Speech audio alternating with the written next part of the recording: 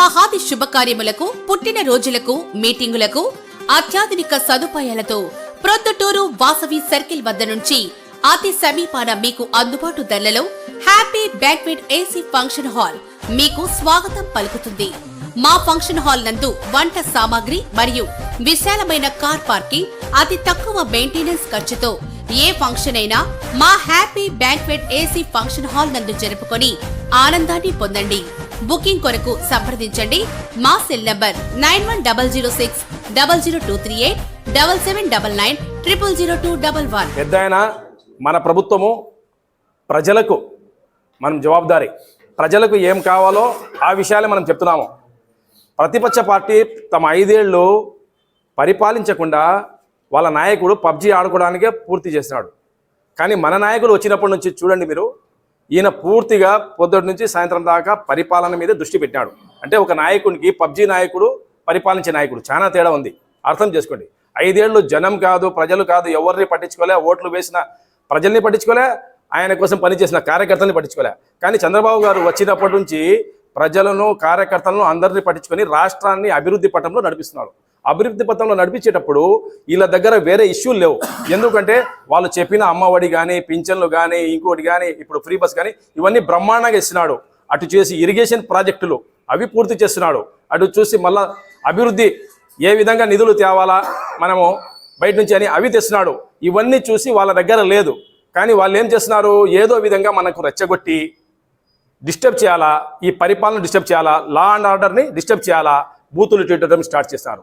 ఎవరికి తిడుతున్నారు అంటే ఆడలు ఎవరేం చేసినారయ్యా, మీకు ఎవరి మీద కోపం ఉంటే వాళ్ళు ఎవరి మీద ముందుకు వస్తే వాళ్ళకి తిట్టాలి. మీరు ఎవరో ఎక్కడో ఆడలు ఇంట్లో ఉంటారు, ఎవరిదైనా తల్లి తల్లినే, చెల్లి చెల్లినే, వాళ్ళకి తిడితే ఏమొస్తుంది? ఎందుకంటే వీళ్ళకి విలువ లేదు. సొంత తల్లిని ఇంటి నుంచి గెంటినాడు, సొంత చెల్లిని ఇంటి నుంచి గెంటినాడు. అందుకే వీళ్ళకు ఆడల మీద ఏమీ లేదు.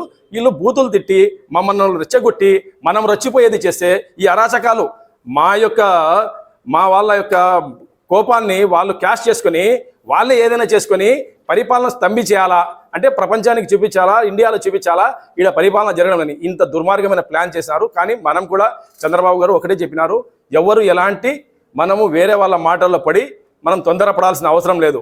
ఇప్పుడు మీరు చూడండి, ఏం జరిగినా కానీ టీడీపీ కార్యకర్త తప్పు చేస్తే వాళ్ళ మీద కూడా కేసులు పెట్టించినారు. మన వాళ్ళు అవతలు చేసిన వాళ్ళు వాళ్ళ మీద కేసులు పెట్టించినారు, ఎమ్మెల్యే మీద పెట్టించినారు అన్నీ. ఎందుకంటే ఇది మంచి ప్రభుత్వము, మీలాగా రౌడీజం కాదు, వీళ్ళకి ఏం రాదు. మనము పులివెందులకు నీళ్లు పారిస్తే వాళ్ళు పులివెందుల రక్తం పారించినారు. సొంతం చిన్నాన్ని చంపిన వాళ్ళు వీళ్ళు మనకు మాటలు మాట్లాడతారు. ఇంకా ప్రొద్దుటూరులో ఉండే ఆయనకైతే ఇక ఏమీ పని లేదు.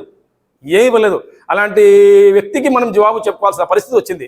ఆయనకు జవాబు కూడా చెప్పం మనం, ఎందుకంటే ఆయన చెప్పే మాటలు ప్రజలే నమ్మడంలే. మనం ఏం కావాలో ప్రజలకు ఏం చేస్తామన్నామో ఆ చేసుకుంటూ చెప్పుకుంటూ పోతాము.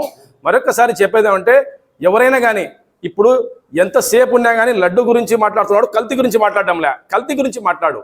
మొదటిసారి విన్నాం మనము, పాలు లేదు, నెయ్యి లేదు, ఏమి లేదు, నెయ్యి తయారు చేస్తున్నాడు అతను. ఈ టెక్నిక్ యాడ్ నుంచి వచ్చినాయని నేను ఆలోచిస్తే ఈయన మొదటి నుంచి అంతే క్విట్ ప్రోకో, కంపెనీలు ఏమి ఉండవు, కంపెనీలు సృష్టించి ప్రభుత్వ ధనాన్ని అన్నీ ఎత్తేసినాడు. అలాంటి ఎంత దుర్మార్గుడు అంటే జగన్మోహన్ రెడ్డి, ఇంత దుర్మార్గంగా నెయ్యిని ఎవరైనా చేయని, ఎవరు హయాంలో చేస్తారో వాళ్ళ మీద వస్తుంది. అది నా పిఏ చేసినాడు, వాడు చేసినాడు కాదు.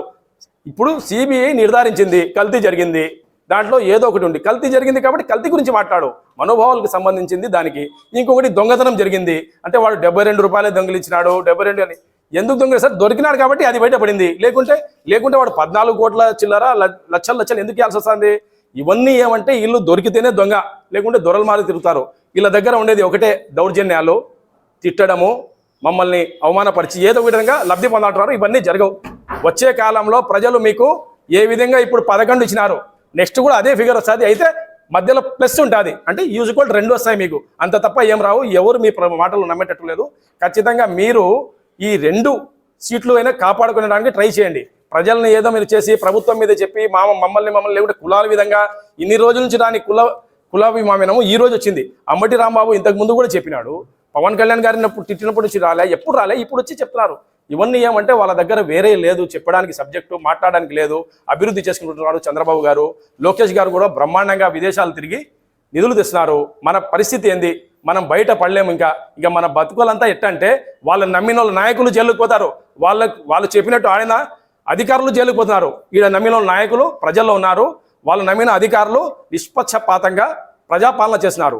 ఇలాంటి నాయకుడు, ఇలాంటి ప్రభుత్వం ఉన్నప్పుడు మనము ఖచ్చితంగా ప్రభుత్వం సైడు ప్రతి ఒక్కరు ఆలోచించాలా. ప్రభుత్వం చేసే మంచి పనులను మీరు ఆదరించాలా. చంద్రబాబు గారు ఫ్యూచర్లో మన భవిష్యత్తు నాయకుడు లోకేష్ గారు వీళ్ళందరూ చేసే మంచి పనులను ప్రజలు ఆదరిస్తారని, ఈ ప్రతిపక్షం చేసే మాటల్లో పడొద్దని విజ్ఞప్తి చేసుకుంటున్నాం.